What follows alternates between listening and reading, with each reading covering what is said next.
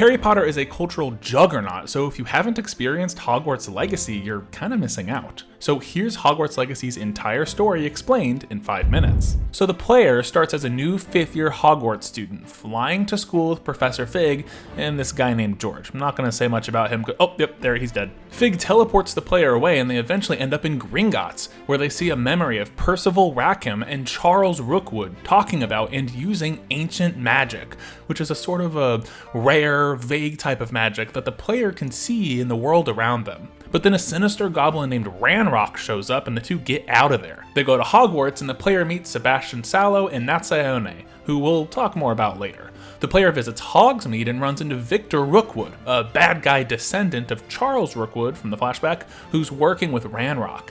Fig finds a map, the player goes on a quest, and they discover another Rackham memory. We see him using ancient magic to help a village, and then he meets a girl, Isadora Morganach, who can also see ancient magic. The plot thickens. So another quest happens, and the player discovers the map chamber, this big, basically empty room beneath Hogwarts with portraits of 4 old-timey Hogwarts staff: Percival Rackham, Charles Rookwood, Neem Fitzgerald, and Sam Bakar. They call themselves the Keepers, and they want to share secrets of ancient magic with the player, but not until they know if they're worthy. So instead of just talking it out and maybe doing like a personality test or something, they send the player on a series of increasingly dangerous trials to test if the player is worthy of the secrets of ancient magic. So the player completes the first trial and learns that Rackham taught Isadora Morganach how to use ancient magic. Isadora wants to use that ancient magic to help heal her dad's pain as he's been grieving the loss of his son. Rackham's like, oh, no, absolutely not. That is diabolical. And Isadora's like, okay, we'll see.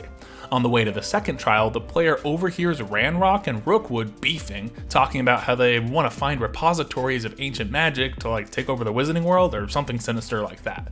The player completes that second trial and then sees another memory, this time of an adult Isadora using ancient magic to literally rip out her dad's sorrow, and the other professors are like, oh no, absolutely not, this will not stand, unacceptable behavior. The player then does the third trial and sees another memory where Neem Fitzgerald talks to Isadora and finds out that she's just been yanking more emotions out of people left and right, and she's been making this big old collection of emotion magic. Yikes. But then it's time for the final trial, where the player learns that Isadora's dad, he didn't just lose his pain, but he lost all of his emotions and he's like kind of a zombie. So Sam Bakar is freaked, and the Keepers decide to confront Isadora for just going too far. But she's not having it, so they literally do this big fight and they kill her, which like, y'all, I get that she's bad, but y'all, they have Azkaban for a reason. There is jail. Do not be killing people. Anyway, so that's the secret that the Keepers were teasing when they first met the player. So they finally deem the player worthy, and they learn that the ultimate ancient magic repository is beneath Hogwarts, and they need to stop Ranrock from accessing it. And then Rookwood shows up, but the player destroys him, so that's cool. So then Fig and the player go to the ancient magic basement of power beneath Hogwarts, but Ranrock is already there.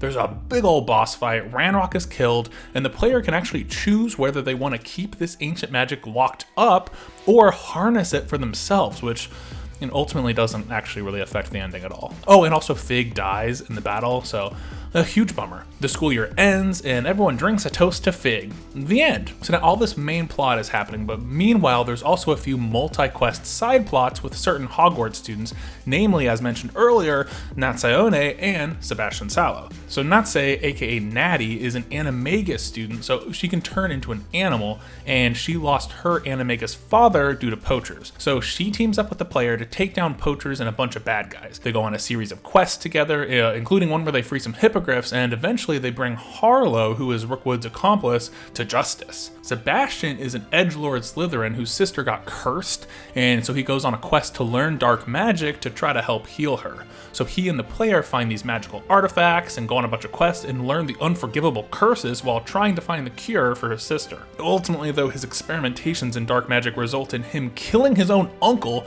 all while leaving his sister unhealed. So that's a bummer for him. And that's Hogwarts Legacy. So while the story may not be the game's biggest strength, Hogwarts Legacy does still give Harry Potter and just RPG fans in general the chance to explore Hogwarts and experience the thrill of using magic, making the game absolutely well worth the experience. So thank you for watching, and of course, for more games in 5 minutes, be sure to keep watching Game Rant.